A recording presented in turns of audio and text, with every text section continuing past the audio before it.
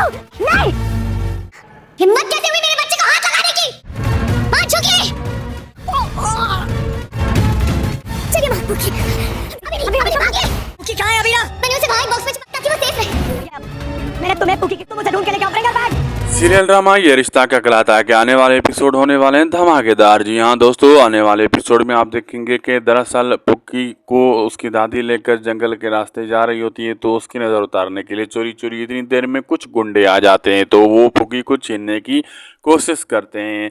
तो गुंडों के टाइम तो अब हीरा भी आ जाती है, उन गुंडों को मारने की कोशिश करती है, भगाने की कोशिश करती है, लेकिन वो भागने का नाम ही नहीं लेते।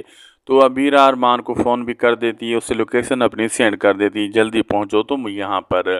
तो इतनी देर में वो लड़ाई करती रहती है, तो पुकी को छीन कर कहीं जंगल में एक बॉक्स में छुपा देती है ताकि ये सेव रहे। इतनी देर में अरमान पहुंच जाता है, पुलिस भी आ जाती है, तो पुलिस उन गुंडों को पकड़ लेती है, कुछ गुंडे भाग भी जाते हैं।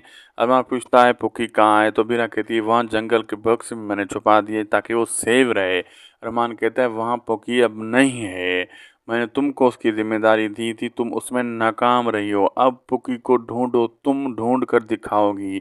क्या पुकी को ढूंढ पाएगी अबीरा?